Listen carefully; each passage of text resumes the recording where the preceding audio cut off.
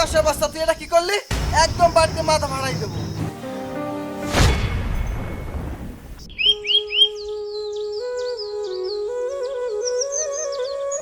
অন্তর, আমাদের এই দিকের কাজটা তাড়াতাড়ি শেষ করতে হবে। কাজ তাড়াতাড়ি শেষ না করলে কিন্তু ঝামেলা হয়ে যাবে।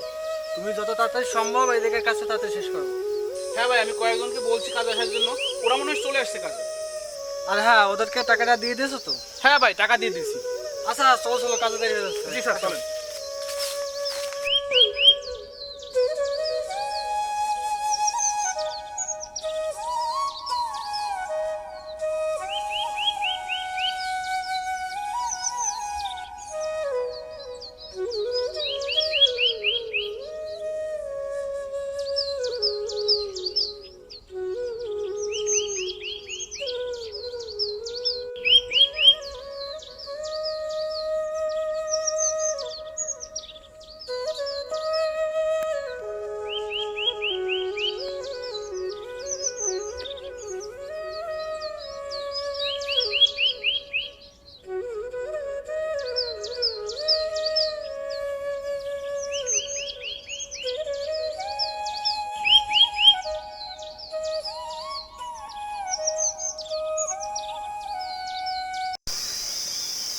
স্যার, ওই আপনার এখানের কাজ তো শেষ হয়ে গেল, এখন আমরা বিকালে একটু অফিসে দিয়ে গেলে হতো না?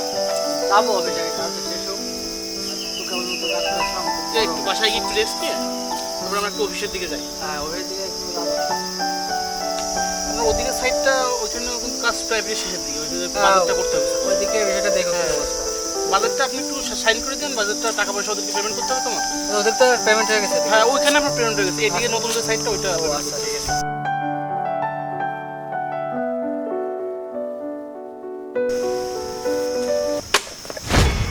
এই চাষের বাচ্চা তুই এটা কি করলি? একদম বাড়িতে মাথা ভাড়াই দেবো। এই চাষের বাচ্চা, দেখে শুনে বোতল রাখতে পারিস না? আমার কি সুন্দর শার্ট প্যান্ট সব নষ্ট হয়ে গেছে। এই দেখে সরি ভাই, আসলে আমার ভুল হয়ে গেছে। আর আপনি একটু দেখে শুনে চললেই তো এই দুর্ঘটনাটা ঘটতো না। এই গরিব ছোট লোক, তোদের কথা কি শুনবো? নিচের দিকে এই হাঁটবো মানে?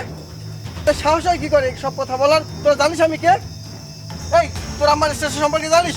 তোদের মতো কয়জন কিষান কিষান আমার বাড়িতে কাজ করে যাই দেখ, তোর আবার মুখে মুখে কথা বলিস। এই গরিব ছোট লোক চাষার বাচ্চা, আমি একটা ফোন করলে কি হবে জানিস? তোর সব চাটাই চাটাই কথা সব বের হয়ে যাবে। আপনি কিন্তু এখন অনেকটা বেশি বেশি করে ফেলছেন।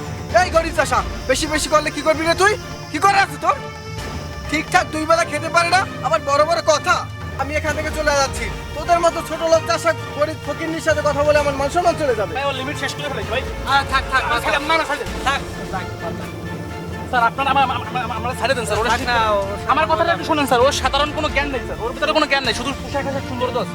ওরা শিক্ষাটা দিয়ে দেওয়া উচিত ছিল স্যার। আচ্ছা থাক, ও বাদ দাও। আপনার পরিচয়টা একটু দিয়ে দিই স্যার। না, পরিচয় থাকো, বাদ থাকো। ফাউল লোকের সাথে কথা বলা থাকো, লাভ নেই। চলো।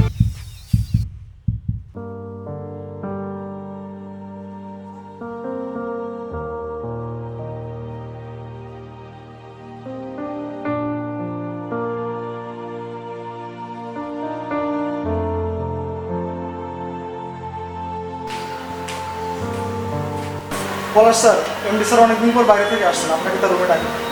আচ্ছা বলে যে আমি আসতেছি।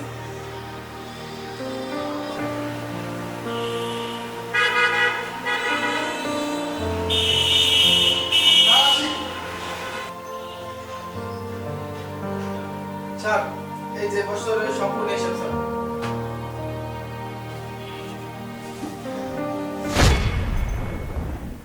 এই চাচা, তুই এই চেয়ারে বসতে কেন?